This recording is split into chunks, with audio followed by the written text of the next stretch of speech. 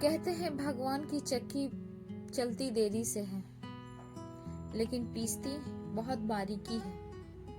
इसी बात पे कहानी सुनाती हूँ, सुनिएगा। किसी गांव में श्याम नाम का लड़का रहता था। वो बहुत गरीब था, बहुत गरीब।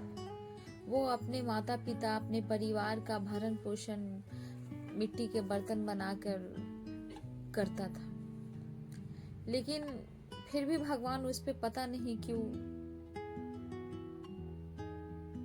विराजमान नहीं होते थे। वो हमेशा उसके विपरीत ही चलते थे।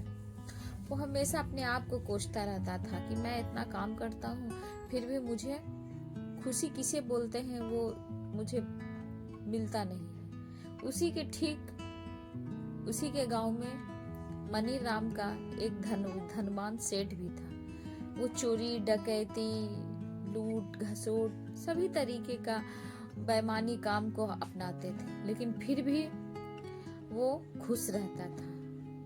एक दिन श्याम ने सोचा कि मेरे गांव में बहुत ही परेशान हूं मैं, अब मैं इसे जिंदगी से देखा नहीं जाता है, तो मैं इस गांव से अब मैं चला जाऊंगा और कहीं जाके आत्महत्या कर लूंगा, क्योंकि इतना गरीबी, मेरे माता पिता, मेरे परिवार को मुझे देखा नहीं जाता है, तो मैं अब इस दुनिया में नहीं रहूंगा। वैसे ही वो अपनी जान देने की जा ही रहा था कि नदी के तट पे एक मुनि जी मिले उसे। मुनि जी से उसने बात कहा कि कहाँ जा रहे हो। बोला, मुनि जी से कहा कि क्या बताऊं गुरुजी, मैं बहुत परेशान हूँ और मैं अपनी जान देने जा रहा हूँ, क्योंकि इतने परेशानी में मैं भगवान का हमेशा पूजा पाठ करता हूँ और हमेशा नित्य प्रतिदिन पहले भगवान को भोग लगाता हूँ, मैं पहले पूजा करता हूँ, दान गरीबों की सेवा किया करता हूँ, सब कुछ करता हूँ, फिर भी भगवान पता नहीं मुझसे किस जन्म का बदला ले रहे हैं। मैं खाने के लिए सोचता हूँ कि मैं करूँ तो क्या करूँ, और आप तो मैं सोचा कि अब क्यों नहीं यहाँ से अब जान देकर मैं अपना जान दे दूं।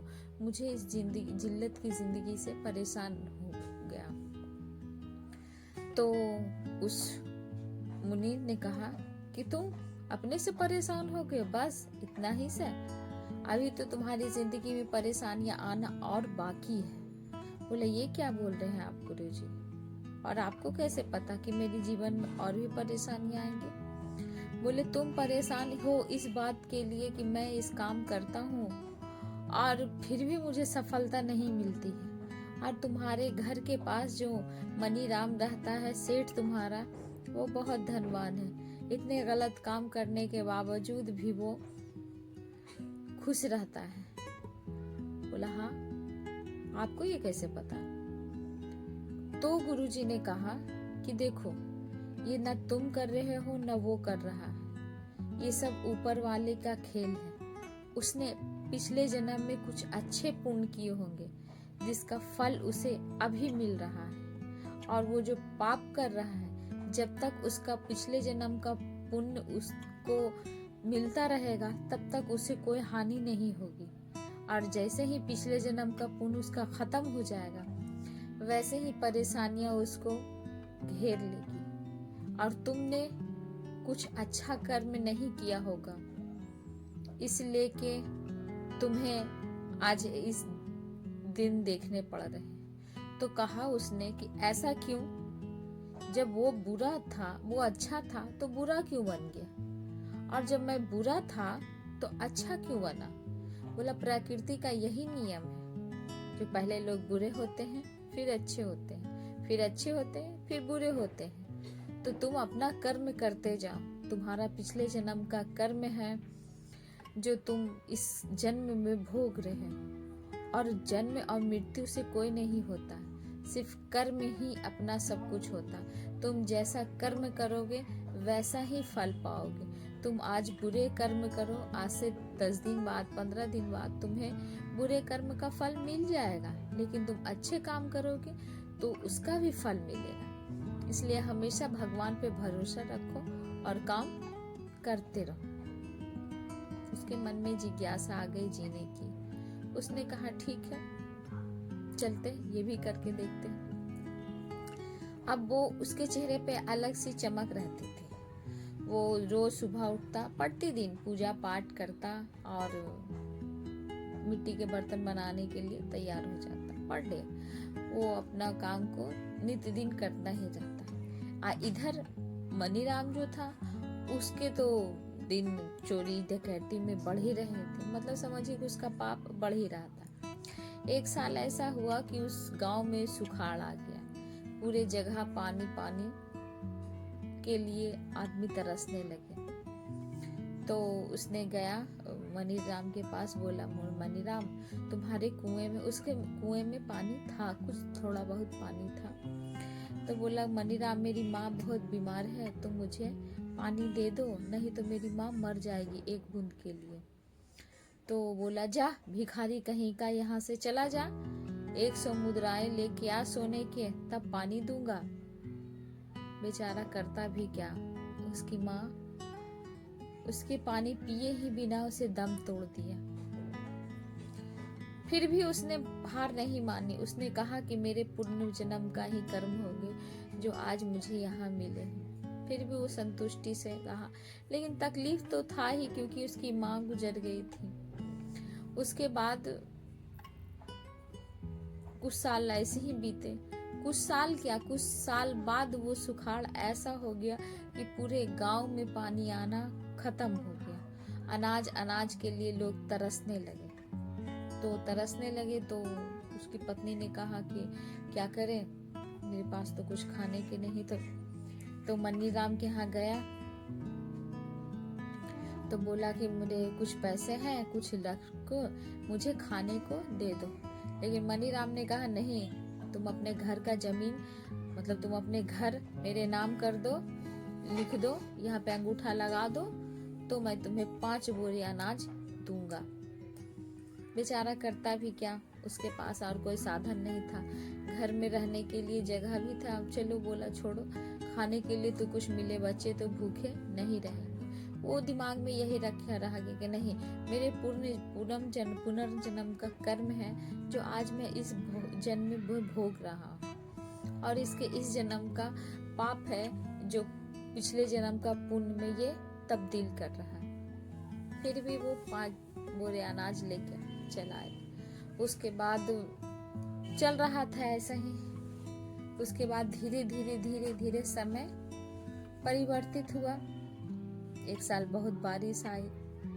फिर उसके बाद उसके बर्तन अच्छे बनने लगे, बर्तन बिकने लगे। वो भाड़े का ही घर में, फूस का घर में बना के रहा। फिर भी वो संतुष्ट था कि एक दिन न मेरे पिछले जन्म का जो कर्म है वो कभी न कभी तो बदलेगा। इसी बात से वो, और यहाँ ये जो था मनीराम, ये अपने ही अहंकार में डूबा जा रहा था। इसने सारा अनाज को इस तरीके के इकट्ठा कर लिया था कि सुखाड़ में 3/4 दाम में इसको बेचेंगे और उससे पूरा मुनाफा कमाएंगे। उसके बाद जब दिन श्याम के अच्छे होने लगे तो वो अपने परिवार को बढ़िया से खुशी से रखने लगा। लेकिन भाड़े का ही घर में वो, मतलब किराए का घर में ही वो रह रहा था। उधर मनीराम के घर में छापा मार दिया गया कि जो भी ज्यादा सामान रखा हुआ है तो उसको सरकार को देना होगा। तो उसकी जितनी भी जमा पूंजी, संपत्ति, धन दौलत, जो अनाज को जमा किया था, उसके सारे वहां पे जब्त हो गए। तो मनीराम का जो था, वहां से उसका विपरीत दिशा वहां से घूम गया और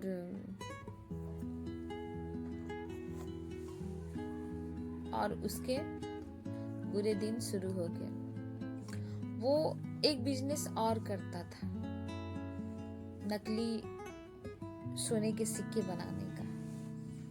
तो मनीराम ने कहा कि चलो ये बंद हो गया तो क्या होगा, आगे मन सोने का सिक्के का बनाया जाएगा। और श्याम ने अपने ही मन में रखा था कि नहीं, भगवान मुझे जरूर मेरा जन्म का कर्म का फल मिलेगा। तो वो धीरे धीरे खुशहाली में वो तब्दील हो गया। लेकिन ये मनीराम जो था वो धीरे धीरे गरीबी के ओर बढ़ता जा रहा था। अचानक क्या हुआ कि जो सोने का व्यापार जो करता था उसका बड़ा बेटा उसमें पकड़ा गया, मतलब उसे पकड़ लिया गया।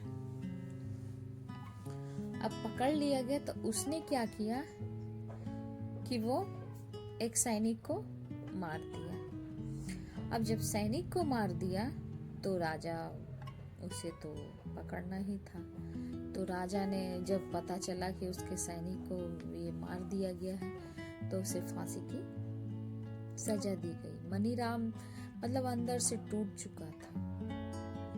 मनीराम जो अंदर से टूट चुका था वो अपने आप को संभाल नहीं पाया और वो लाचार हो गया। और इधर जो श्याम जो था ये दिन पर दिन तरक्की करते जा रहा था। एक दिन की बात है, बारिश गांव में हुए बहुत, और बारिश के साथ साथ भूकंप भी आया। जो मनीराम का उसने बंगला अपना बनाया हुआ था, हवेली जिसे कहते हैं, वो भूकंप से टूट गया तो मनीराम उसी में मतलब मलबे के नीचे दब गया। तो गांव के सभी लोग ने कहा कि इसको छोड़ दो, ये बहुत पापी है, इसने सभी को पाप किया है, सभी को बहुत तकलीफ दिया, इसलिए इसे निकालने की जरूरत नहीं है। लेकिन श्याम ने कहा कि नहीं, ये अपने पूर्व जन्म का कर्म कर रहा था, इसलिए इसको ये सजा मिली है। अगर ये जिंदा है तो इसकी सेवा जरूर करेंगे। तो श्याम ने उसे अपने घर में ले आया और उसकी सेवा करने लगा। करते करते मनीराम को एहसास होने लगा कि मैं जिसके लिए सारा काम किया हूँ वो मेरा सारा ख़त्म हो गया, बेटा भी मेरा ख़त्म हो गया, मेरी पत्नी भी चल गई, मेरे घर द्वार भी चल गए, तो अब मैं भगवान में लीन होना चाहता हूँ और जितनी सर संपत्ति है मैं श्याम को दे देना चाहता हूँ। तो उसी समय श्याम के मन में बात आई कि भगवान की चक्की चलती धीमी है पर पीसती बारीकी है, इसीलिए उसने सारा चीज़ श्याम को दे दिया और खुद मोक्ष की प्राप्ति हुई। तो इससे हमें कहानी से यह शिक्षा होती है कि हमेशा अपने अटल विश्वास रखें ऊपर वाले पर। एक ना एक दिन तो अपने दृढ़ निश्चय संकल्प लीजिए कि हम हमेशा सच्चाई के रास्ते पे चलेंगे और सच्चाई की हमेशा जीत होती है। समय लगेगा लेकिन फैसला हमारे हक में होगा, इसलिए कभी भी गलत रास्ते पे लोगों को चलना नहीं चाहिए। अच्छे चले, समझदारी से चले और कभी किसी का तकलीफ, किसी का दिल ना दुखाए। अगर हमारे आगे पीछे अगर कोई भी व्यक्ति मिलता है तो मैं उसे ज़रूर सहायता करना चाहूँगी या फिर सहायता करके छोड़ूंगी। यूँ नहीं कि ऐसा किसी को देख लिए तो चल दिए, नहीं।